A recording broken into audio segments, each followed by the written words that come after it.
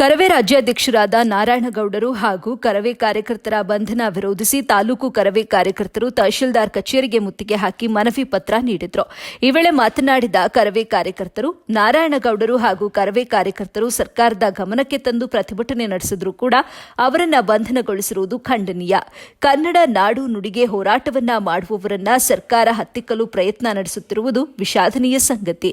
ಈ ಕೂಡಲೇ ಬಂಧನದಲ್ಲಿರುವ ನಮ್ಮ ರಾಜ್ಯಾಧ್ಯಕ್ಷರನ್ನು ಮತ್ತು ಕಾರ್ಯಕರ್ತರನ್ನ ಬಿಡುಗಡೆಗೊಳಿಸಬೇಕು, ಇಲ್ಲವಾದಲ್ಲಿ ಉಗ್ರ ಹೋರಾಟ ಅನಿವಾರ್ಯ ಅಂತ ಎಚ್ಚರಿಕೆಯನ್ನ ನೀಡಿದ್ರು. ಈ ವೇಳೆ ತಾಲೂಕು ಕರವೇ ಅಧ್ಯಕ್ಷ ಮಲ್ಲನಾಯಕ, ಬಸವರಾಜ್, ಅಣ್ಣಪ್ಪ, ನವೀನ್, ಮಂಜಪ್ಪ ಮತ್ತಿತರರು ಹಾಜರಿದ್ದರು. ವರದಿ ನಲ್ಲೂರು ಮೊಹಮ್ಮದ್ ಆಸಿಫ್, ಎಬಿ ನ್ಯೂಸ್, ಚನ್ನಗಿರಿ. ಕೆಲವು ಕಡೆ ಆಂಗ್ಲ ನಾಮಫಲಕಗಳಿಗೆ ಮಸಿ ಬಳಿಯಲಾಯಿತು ಮತ್ತು ತೆರವುಗೊಳಿಸಲಾಯಿತು. 60% ನಾಮಫಲಕಗಳು ಕನ್ನಡದಲ್ಲಿರಬೇಕು ಎಂದು ಆದೇಶ ಮಾಡಿರುವ ರಾಜ್ಯ ಸರ್ಕಾರಕ್ಕೆ ತಮ್ಮ ಕಾನೂನಿನ ಅರಿವಿಲ್ಲವೇ? ಅಂಗಡಿಯ ನಾಮಫಲಕಗಳು, ಜಾಹೀರಾತು ಫಲಕಗಳು, ಪೆಟ್ರೋಲ್ ಬಂಕ್ ಜಾಹೀರಾತು ಫಲಕಗಳು, ಐಟಿ ಕಂಪನಿಯ ನಾಮಫಲಕಗಳು ಕನ್ನಡದಲ್ಲಿ 60% ಇರಬೇಕೆಂದು ಸರ್ಕಾರ ಆದೇಶ ಮಾಡಿದ್ದರೂ ಸಹ ಅವುಗಳನ್ನು ಪಾಲಿಸಿದವರ ವಿರುದ್ಧ ಬರೀ ಹಿರಿಯರು